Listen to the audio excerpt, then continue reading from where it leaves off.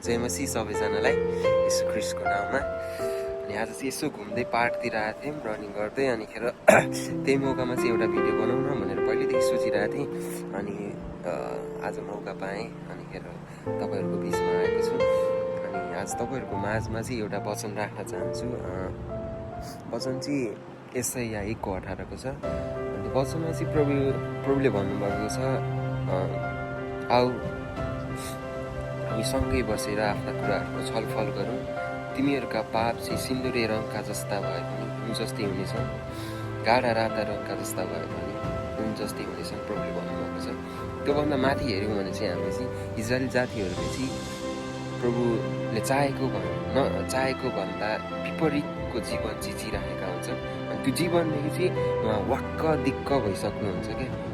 अनि उहाँले भन्नुहुन्छ, आऊ बसेर हामी छलफल गरौँ। तिनीहरूका पाप जस्ता सुकै भए पनि म हिउँ जस्तै सेता तुल्याइदिनेछु, उहाँले भन्नुभएको छ। अनि आज हामी वर्तमान समयमा हेऱ्यौँ भने पनि कति व्यक्तिहरू, कति प्रभुका जनहरू चाहिँ कुनै पापहरू गर्यो भने प्रभुबाट टाढा भइहाल्ने गर्नुहुन्छ। तर त्यस्तो होइन, प्रभुले भन्नुभएको छ, तिमीहरूका पाप जस्ता सुकै हुन्छ, चाहे ती राता गाढा रङका जस्ता भए पनि, सिन्दुरे रङका जस्ता भए पनि, तिमीहरूका पाप जस्तो सुकै भए पनि आऊ बसेर छलफल गरौँ, पश्चाताप गरौँ,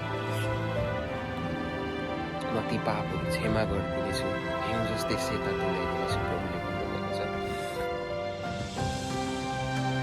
यही पदबाट चाहिँ अलिक म प्रेरित भएर चाहिँ मैले एउटा गजल पनि लेखेको छु। अनि त्यो गजल अब म छिटै नै लाइभ भिडियो बनाउने छु। त्यो गजलको साँच्चै नै साथ दिनु होला हेरेर, यहाँसम्म सुनेर साथ दिनु